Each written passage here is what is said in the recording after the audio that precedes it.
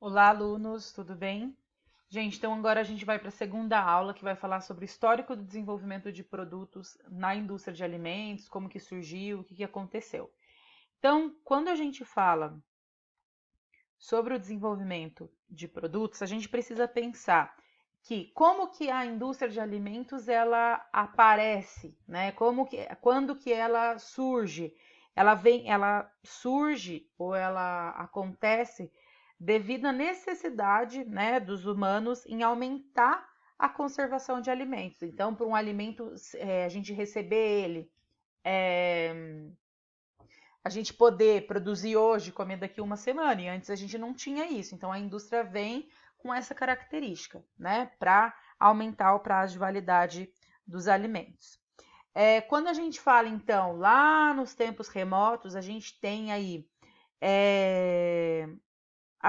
a fixação do homem, né, na terra. Então ele começa a trabalhar com lavoura e com pecuária, né, e à medida que os grupos foram se multiplicando,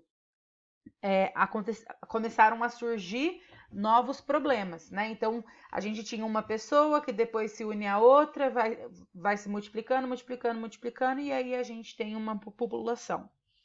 E o que acontece nesse processo entre lavoura e pecuária e multiplicação da população? Na verdade, a gente começa a ter o quê? Excesso de produção, né? E aí o que as pessoas começam a fazer? Elas precisam começar a fazer a troca, né, desses alimentos de origem animal ou vegetal para que não acontecesse a deterioração dos alimentos, né? Então, o que a gente pode fazer para que os alimentos não sejam deteriorados? A gente começa a processar esses alimentos, né, para que eles pudessem ser consumidos por um maior tempo. E a partir daí acontece a criação e o progresso da indústria de alimentos, né? Então a gente tem aí a carne começa a ser embalada, começa a ser transportada para outros locais, né? É... E aí métodos de conservação começam a ser trabalhados, né? Quando a gente fala dos métodos de conservação, antes até mesmo da indústria surgir, a gente tem, por exemplo, as carnes que eram colocadas na banha para preservar a sua característica e ela não se deteriorar, né? E aí, a partir disso, a indústria ela é criada. Então, dentro das décadas de 60 e 70, né, a indústria de alimentos ela cresceu a uma taxa média de 4,5%, tá? Então, era um alto crescimento nessa época. É...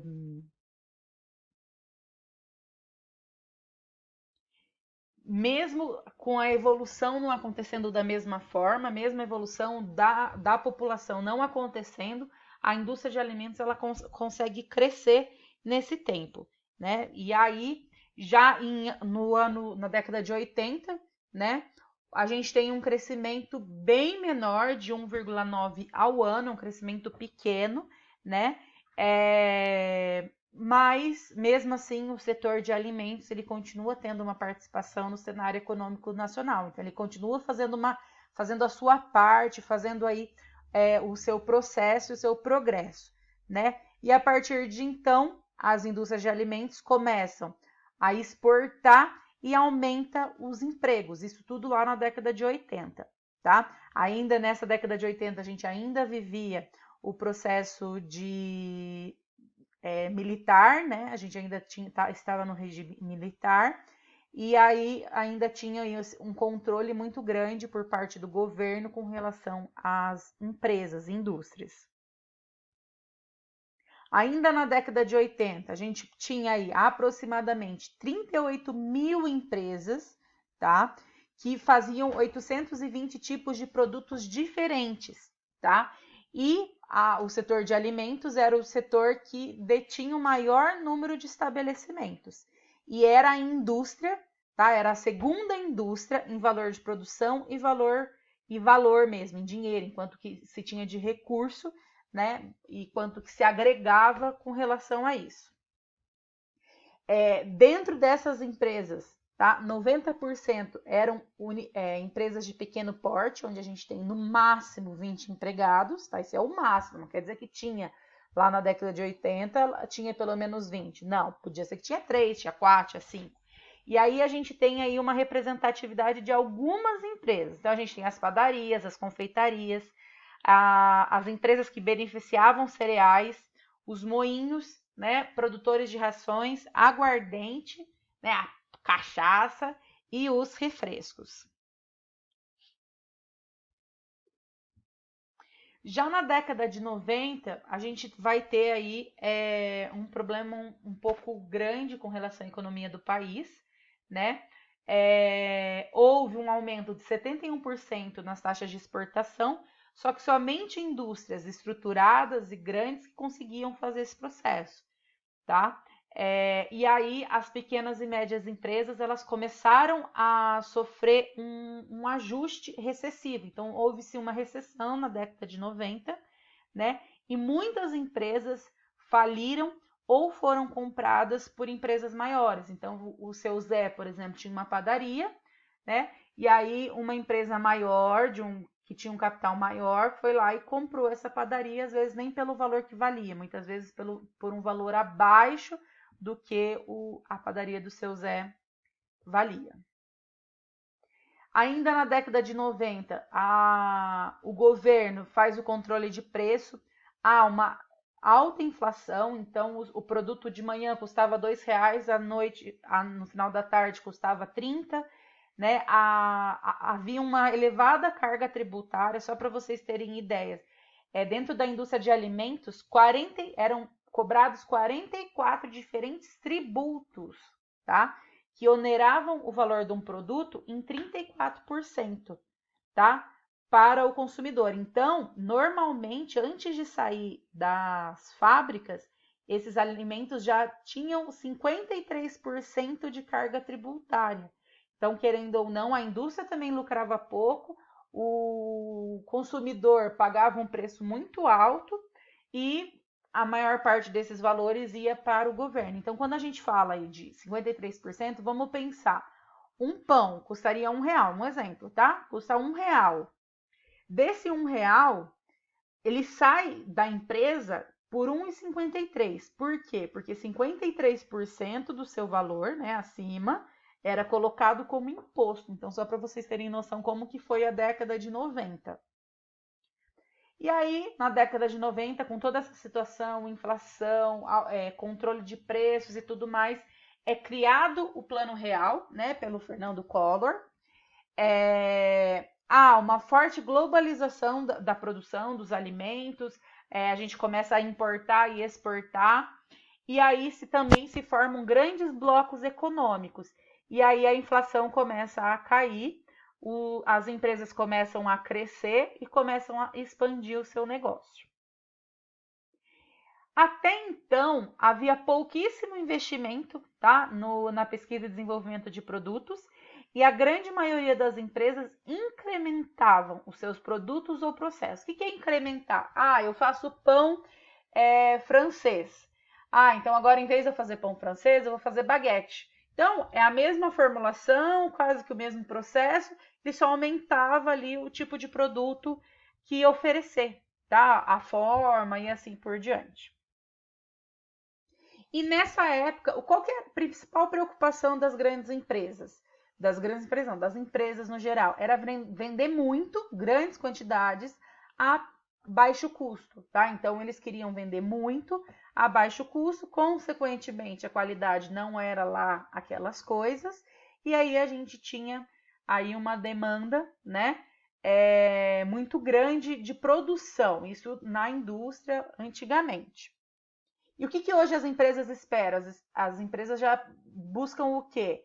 Vender grande quantidade, mas de um produto com qualidade e com preço justo, tá? Então, por que a gente fala aqui de baixo custo? Porque quando eu falo de baixo custo, normalmente eu não ligo muito para a qualidade. Então, isso que a gente precisa entender quando eu falo dessa preocupação. Então, eles não tinham preocupação na qualidade, ele tinha preocupação na quantidade.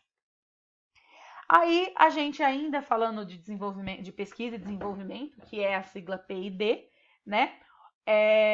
O desenvolvimento de produtos, ele vem, né? Ele é responsável por algumas inovações, que é a inovação de alimentos congelados. Então eu tinha ali o alimento que tinha uma perecibilidade grande, eu perdia muito alimento.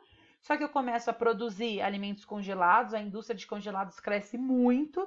Eu tenho uma panificação mecanizada, então eu tenho alimentos mais padronizados. Quando eu mecanizo, normalmente eu padronizo também os meus produtos, né? E eu também tenho a pasteurização do leite. Essas são algumas das inovações que aconteceram no passado.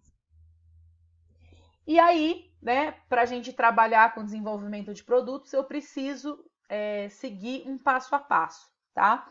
Então, para eu desenvolver um produto, eu preciso entender qual que é a necessidade do cliente ou do consumidor, elaborar um briefing. O que é um briefing? É eu caracterizar o que é o meu produto. Qual é o produto, qual é o tamanho, a cor, quantidade. Isso chama briefing. Pensar no projeto do processo, qual que é o processo que eu vou trabalhar para desenvolver esse produto, qual que é a embalagem ideal, pensar num protótipo, eu desenvolver um protótipo para ver se ele satisfaz as necessidades, ver como que esse produto vai ser armazenado, qual o custo, isso é muito importante eu pensar lá no começo, quanto que vai custar o meu produto, qual que é a qualidade desse produto que eu vou desenvolver, como que eu vou preparar esse produto, fazer testes de mercado, então ver se as pessoas gostam, se não gostam, pensar no lançamento, então aonde que eu vou lançar, para quem que eu vou lançar, quando, né? Então assim, eu vou lançar um sorvete, eu vou lançar um sorvete em junho, que é frio? Não, eu vou lançar um sorvete em novembro, meados de novembro, que é quando o calor começa a acontecer, e aí as pessoas já começam, tem sorvete novo, né? Acompanhar esse produto que eu coloquei no mercado. Então eu desenvolvi um produto, ele está no mercado, eu estou vendendo, mas qual que é a porcentagem de venda desse produto? Isso também é importante, né? E a partir daí pensar, esse produto precisa continuar no mercado ou não? Né? Eu continuo trabalhando com ele, melhoro o processo, retiro ele ou eu não retiro. Aí, para trabalhar com desenvolvimento de produtos, eu tenho algumas ferramentas, tá? Que é a pesquisa de mercado, que logo a gente vai fazer uma atividade. Eu preciso de uma equipe multidisciplinar, não só técnicos, tecnólogos, engenheiros de alimento, eu preciso de pessoas de outras áreas que veem o processo de forma diferente. Então, eu preciso de químico, eu preciso de alguém da área de administração e assim por diante. Eu preciso experimentar esses projetos em planta piloto para ver se vai dar certo, se vai dar bom. Eu preciso fazer análise sensorial, tanto com pessoas treinadas, tá? Que sabem o que é uma análise sensorial, e também fazer uma análise sensorial com consumidores, para ver se o consumidor vai gostar e vai aprovar o meu produto, e simular o processo na fase de projeto. Então, o que é simular o processo? É eu pegar o produto e rodar ele como se ele tivesse pronto e se eu já estivesse vendendo ele. Então, isso eu também preciso fazer. Então, são métodos e ferramentas que eu utilizo para desenvolver os meus produtos. E além disso, né, quando eu falo desenvolvimento de produtos, eu posso desenvolver um produto em vários itens. Então, eu tenho um produto totalmente novo que ninguém nunca viu. Aqui já é muito difícil a gente trabalhar, tá? Mas é possível. Um produto inovador, então um produto que venha com uma inovação, não é totalmente novo, mas ele tem uma inovação específica, uma embalagem diferente, um sabor e assim por diante. Eu também posso trabalhar com extensão de linha, então eu produzo lá sucos de uva, laranja, limão e abacaxi. Eu faço um produto de melão, tá? Então eu aumento a minha linha, tá? Reposiciono produtos existentes. Então, eu tenho um produto, eu faço uma nova campanha e reposiciono ele dentro do mercado. Mudo a forma dos produtos já existentes. Então, eu comentei do pão francês. Então, eu tenho o pão francês lá, o formatinho do pão francês, mas agora eu vou fazer um pão francês redondo, quadrado. Também posso ter reformulação dos produtos já existentes, melhoria da qualidade dos ingredientes, diminuir custo. e também pensar em novas embalagens para produtos existentes. Então, fica por aqui a nossa segunda aula. Nos vemos em breve. Até mais.